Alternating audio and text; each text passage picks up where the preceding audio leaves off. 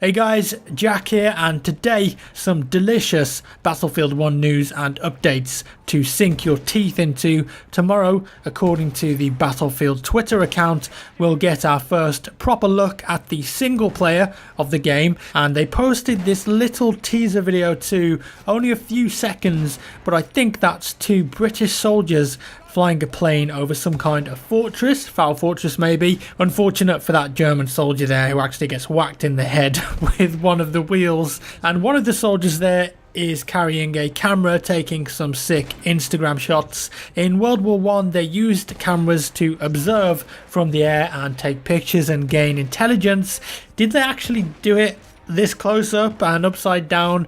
Probably not, but it's a pretty cool clip nonetheless. No clues though if this will be only a cinematic trailer or if we'll actually get some gameplay footage from the single player. I think that would be nice to see. There was actually some more info about the single player too, found on the ESRB website. That's the Entertainment Software Rating Board, where they give age ratings to games, so as a responsible adult you can decide if your little 10-year-old Timmy will be horrified for life after playing through the campaign.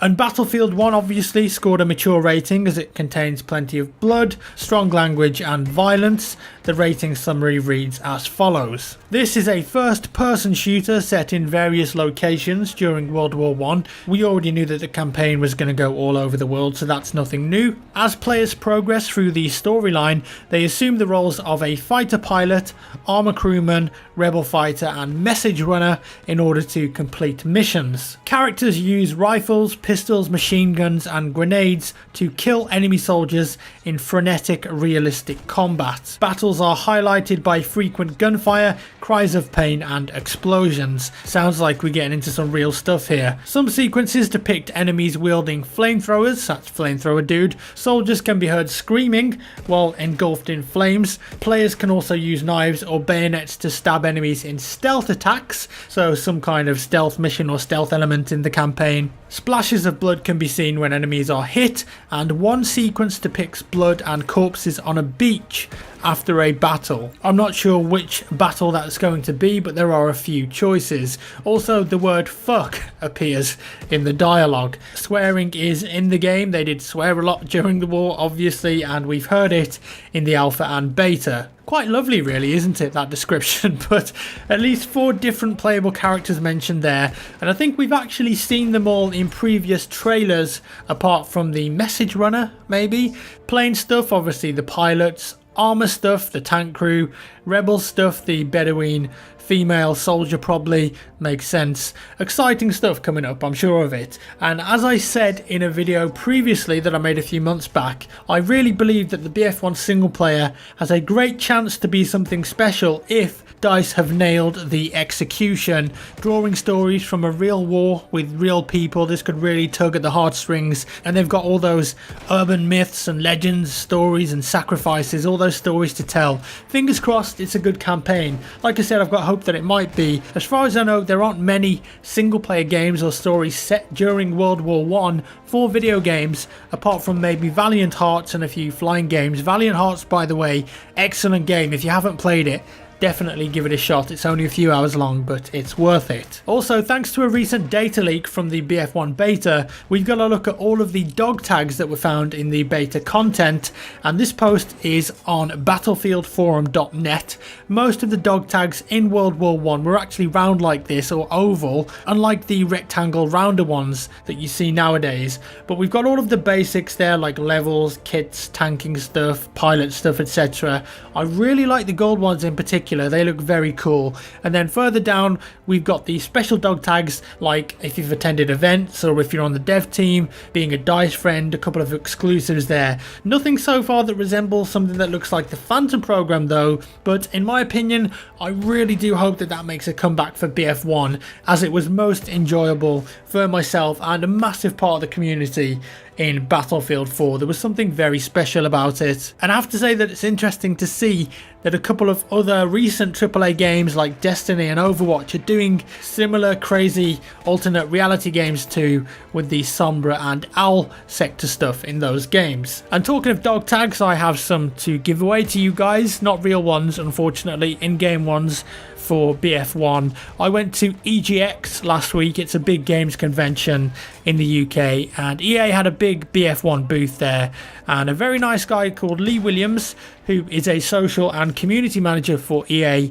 gave me 6 of these exclusive I Was There dog tags to give away. Now, as far as I know, the only way to get these in game is if you actually played BF1 at events and picked one of these up, I think. Maybe you'll have it if you're in the alpha as well, I'm not entirely sure, but it's not a normal dog tag that you can unlock in the game, I know that. And if you want a chance of winning one of these, then just leave a comment down below in the YouTube comments, and I'll pick 6 people at random and send you a message on YouTube, so good luck with that. Moving on, we've also got some detailed information about what will be available in the Origin Access and EA Access trials for Battlefield 1. So on October 13th, if you got either of those, you'll be able to play BF1 on your PC or Xbox One. So that's a lot earlier than the normal release date of October 21st. PS4 sadly doesn't have EA Access, Sony missed the boat with that one. You only get 10 hours of playtime, and you'll be able to play on 5 of the maps out of the 9,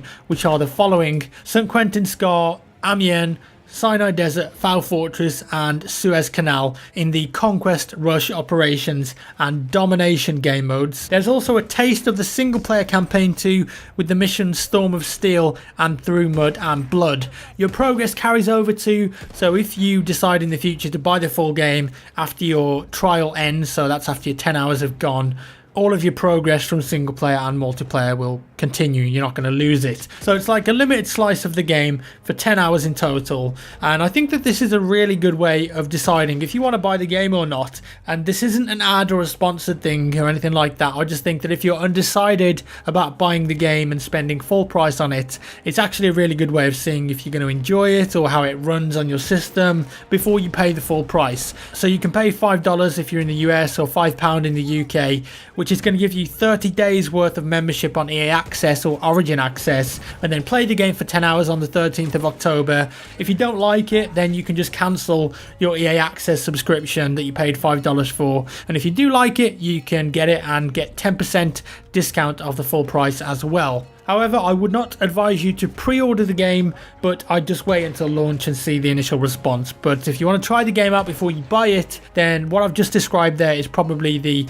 cheapest and most cost-effective way of doing it. So I hope that's helped you out if you didn't already know that. I hope you're all enjoying the video content on the channel at the moment. I know we've had a bit of a break in BF1 news since the beta ended, but soon, like I keep saying, not long to wait now. I am actually really enjoying playing Rainbow Six Siege again, which I didn't think I would, to be honest. Like, I really liked the game when it came out, and then there were quite a few problems that became evident with it, and then they fixed those problems. They've added a few new operators, and I've been getting back into it recently and just playing it a lot more by myself. Just really enjoying it, to be honest. I only wish that they kind of released more maps and operators more regularly, but I know that the maps in that game are quite destructive and a bit different to other games, because most other games have static maps and you can't blow everything up in them. But if you're after a new first-person shooter in multiplayer that's got like casual and ranked matchmaking, then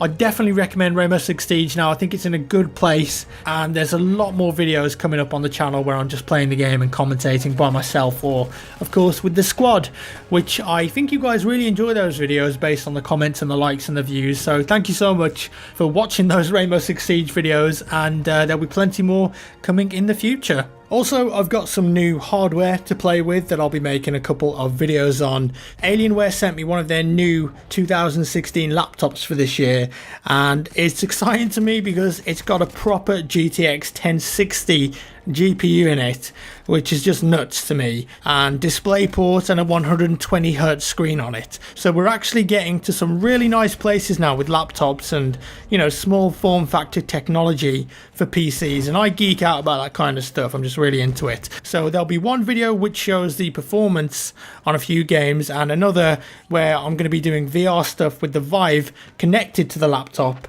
There's a military game called Onward for the Vive, which looks pretty good. I've not tried it out yet myself though, but I did see a couple of other streamers and YouTubers play it already, and it seems cool.